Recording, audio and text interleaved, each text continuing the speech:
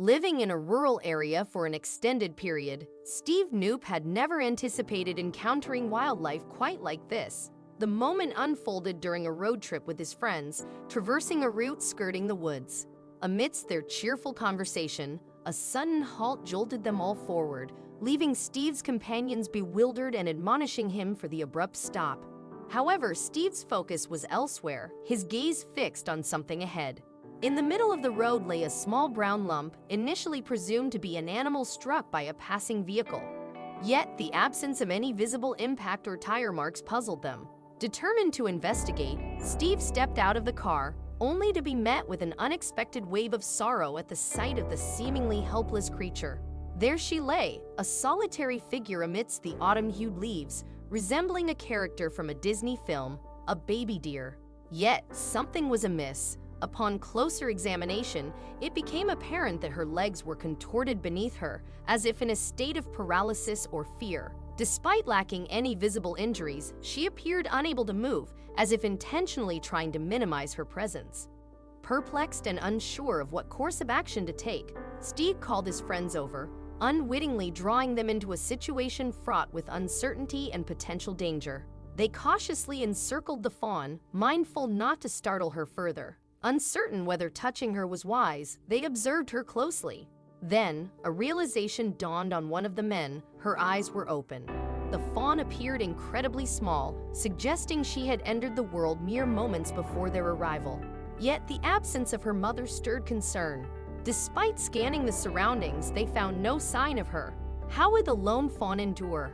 Their apprehension grew, but soon they would discover they were not alone. Steve, feeling compelled to intervene, rejected the notion of abandoning the fawn to their original plans.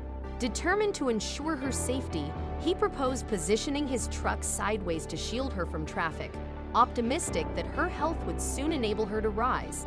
However, unforeseen danger lurked nearby, poised to unsettle Steve profoundly.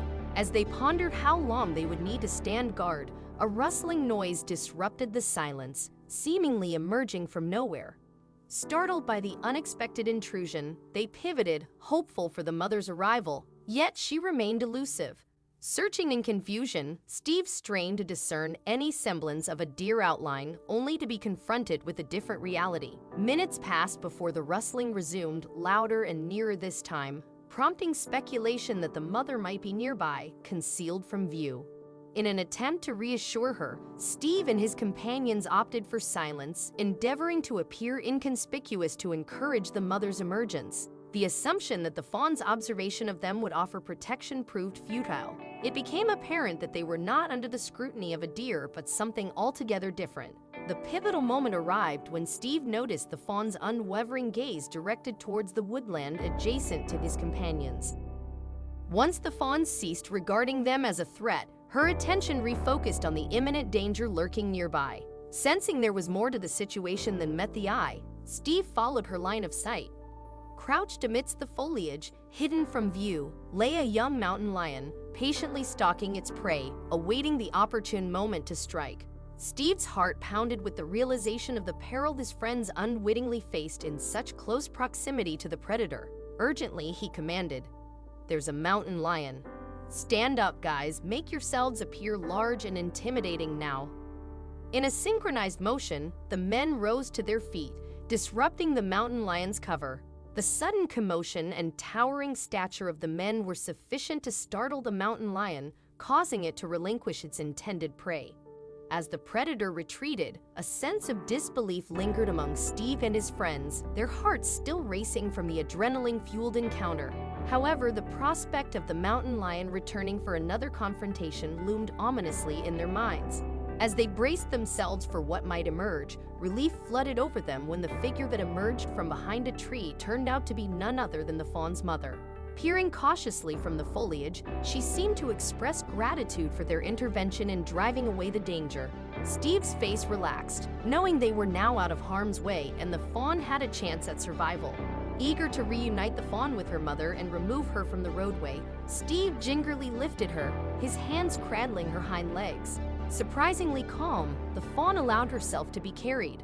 Crossing the road slowly, Steve approached the woods where the mother stood anxiously. As he gently lowered the fawn to the ground, Her tiny legs twitched with anticipation. With a burst of energy, she bounded into the woods, heading straight toward her awaiting mother. Watching the heartwarming reunion unfold, Steve turned to his friends with elation, arms raised in triumph. "That was incredible," remarked one of the companions, echoing the sentiments of the group. Encouraged by their success, Steve decided to share the remarkable encounter.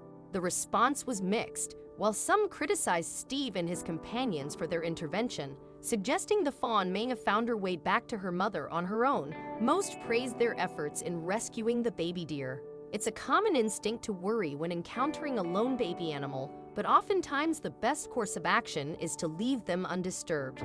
According to the Virginia Beach Society for the Prevention of Cruelty to Animals, female deer commonly leave their fawns alone during daylight hours, returning to them reliably.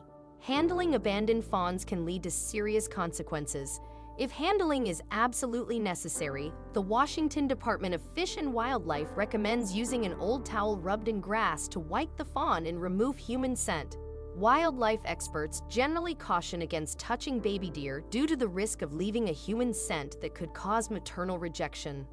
Paul's inability to clean the fawn before it darted away doesn't automatically imply his actions were incorrect.